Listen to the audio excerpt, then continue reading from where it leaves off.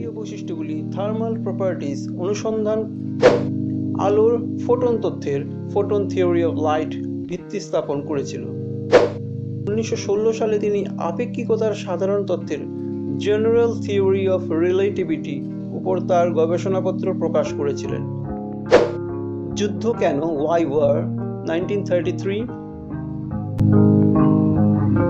এই সিরিজে আমরা ভারতবর্ষ এবং বিশ্বের মহান ব্যক্তিদের জীবনী আলোচনা করছি। আশা করি আপনাদের ভালো লাগছে।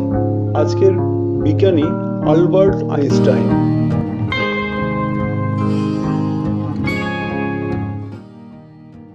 আমাদের মধ্যে বেশিরভাগই আইনস্টাইনের নামটি প্রতিভার সমার্থক হিসাবে গ্রহণ করে, তবে তিনি সর্বদা এমন প্রতিশ্রুতি দেখাননি।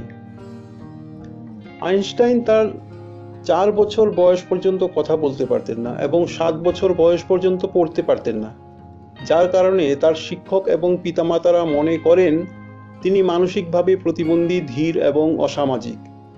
অবশেষে তাকে স্কুল থেকে বহিষ্কার করা হয় এবং জুরিক পলিটেকনিক্যাল স্কুলে ভর্তি হতে অস্বীকার করা হয়। আলবার্ট আইনস্টাইন 14 মার্চ 1879 সালে জার্মানির উর্টেমবার্গের উলমে জন্মগ্রহণ করেন। 6 সপ্তাহ পরে পরিবার মিউনিকে চলে যান, যেখানে তিনি পরে লুইতপোন জিমনেজিয়াম তার স্কুলে পড়াশোনা করেন।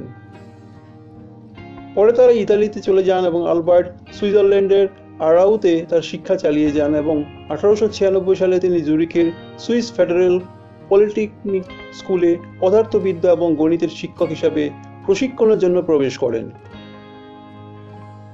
1901 সালে, যে বছর তিনি তার ডিপ্লোমা অর্জন করেন, তিনি সুইস নাগরিকত্ব অর্জন করেন এবং তিনি একটি শিক্ষণ পদ খুঁজে না পাওয়ায় তিনি সুইস পেটেন্ট অফিসে প্রযুক্তিগত সহকারী হিসাবে একটি পদ গ্রহণ করেন এবং 1905 সালে তিনি তার ডাক্তার ডিগ্রি অর্জন করেন।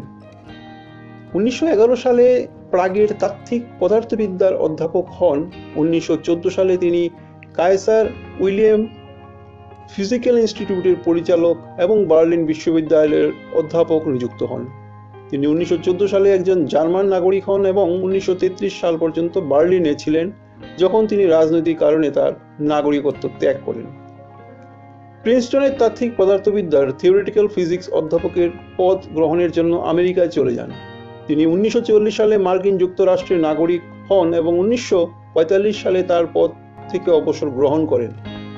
দ্বিতীয় বিশ্বযুদ্ধের পর আইনস্টাইনকে ইসরায়েল রাষ্ট্রের প্রেসিডেন্সির প্রস্তাব দেওয়া হয়েছিল, যা তিনি প্রত্যাখ্যান করেছেন। জেরুজালেমের হিব্রু ইউনিভার্সিটি প্রতিষ্ঠায় সহযোগিতা করেছিলেন। আইনস্টাইন সর্বদা পদার্থবিজ্ঞানের সমস্যাগুলি এবং তাদের সমাধানের সম্পর্কে একটি স্পষ্ট দৃষ্টিভঙ্গি রেখেছিলেন।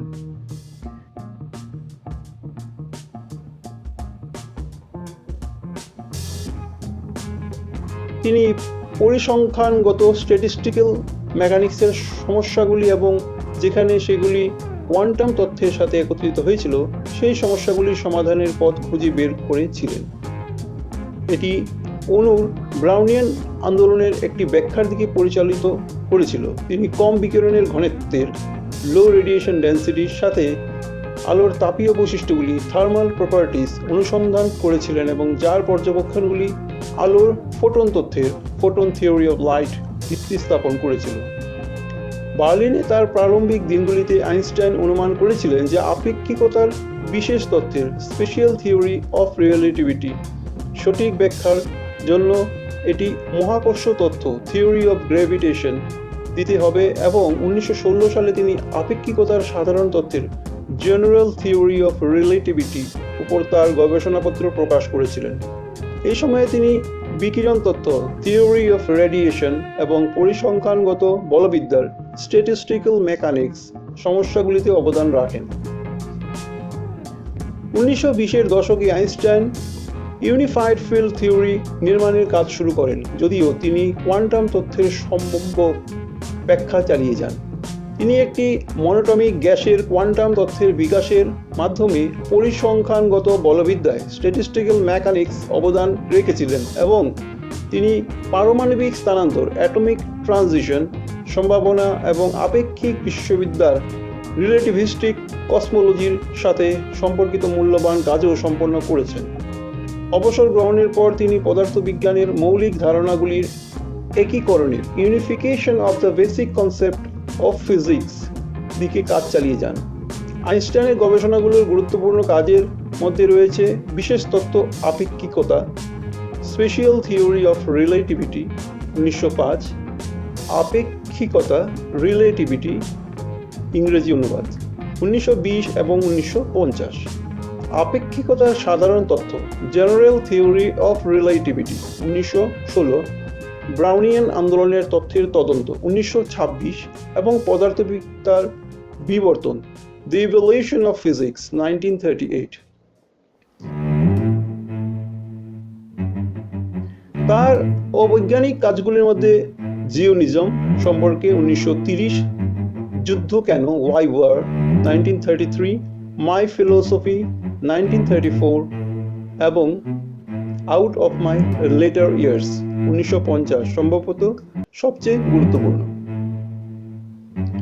আলবার্ট আইনস্টাইন ইউরোপ ও আমেরিকার অনেক বিশ্ববিদ্যালয় থেকে বিজ্ঞান, চিকিৎসা ও দর্শনে সম্মানসূচক ডক্টরেট ডিগ্রি লাভ করেন। 1920-এর দশকে তিনি ইউরোপ, আমেরিকা এবং সুদূর প্রাচ্যে বক্তৃতা দিয়েছিলেন এবং তিনি সারা বিশ্বের সমস্ত নেতৃস্থানীয় বৈজ্ঞানিক একাডেমির ফিলোসফি বা সদস্য পদ লাভ করেন। 1950 সালে রয়্যাল সোসাইটি অব লন্ডনের কোপুলি মেডেল এবং 1935 সালে ফ্র্যাঙ্কলিন ইনস্টিটিউটের ফ্র্যাঙ্কলিন মেডেল সহ তার কাজের স্বীকৃতি স্বরূপ তিনি অসংখ্য পুরস্কার লাভ করেন।